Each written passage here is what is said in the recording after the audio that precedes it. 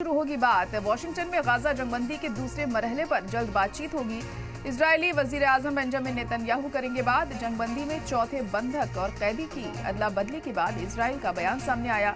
गुज़िश्ता रोज 3 Israeli बंधकों को रिहा किया गया। इसके बदले में 180 फलस्तीनी कैदियों को इजरायली हिरासत से रिहा किया गया।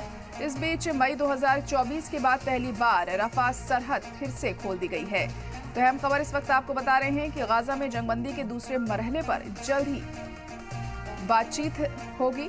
इजरायली वजीर आजम बेंजामिन नेतन्याहू करेंगे बात। जंगबंदी में चौथे बंधक और कैदी की अदला बदली के बाद इजरायल का बयान सामने आया है। गुज़िश्ता रोज 3 इजरायली बंधकों को रिहा किया गया और इसके बदले 180 फिलिस्तीनी कैदियों को इजरायल हिरासत से रिहा किया गया है।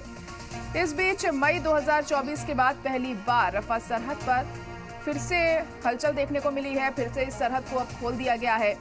तो कई मरहलों में ये जो जंगबंदी है हो रही है और पहले मरहले के बाद अब दूसरे मरहले को लेकर बातचीत की जा रही है। चौथे बंधक और कैदी की अदला बदली के बाद अब उम्मीद की जा रही है कि जल्द ही आगे के जो पड़ाव हैं वो भी पार करते हुए ये दोनों ही मुल्क दिखाई देंगे और तब जंगबंदी पूरी तरीके से हो जाएगी। तो गाजा में जंगबंदी में दूसरे मरहले को लेकर बातचीत शुरू हो गई है और बातचीत में अब क्या कुछ तय पाता है, किस तरीके से आगे चीजें बढ़ती हैं। जो प्रोसेस है पूरा जंगबंदी का धीरे धीरे आगे बढ़ेगा।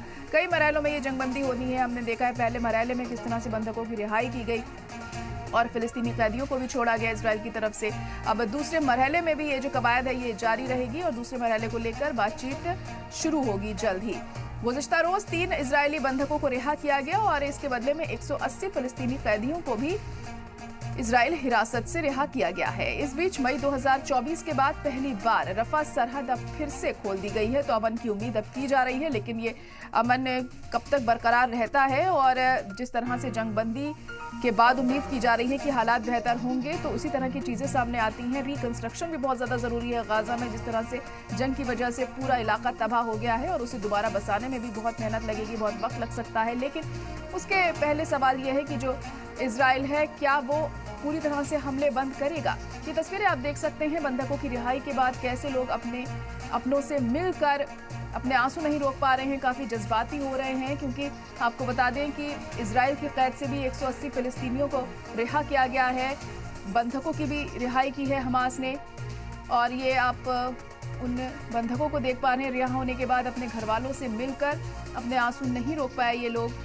तो दूसरे मरहले की जंगबंदी पर भी जल्द बात शुरू होगी। वॉशिंगटन में गाजा जंगबंदी के दूसरे मरहले पर जल्द होगी बातचीत। इजरायली वजीर आजम बेंजामिन नेतन्याहू इस मुद्दे पर बात करेंगे और किस तरह से चीजें आगे बढ़ती हैं और पूरी तरह से जंगबंदी कब तक हो पाती है इस पर भी नजरें टिकी रहेंगी।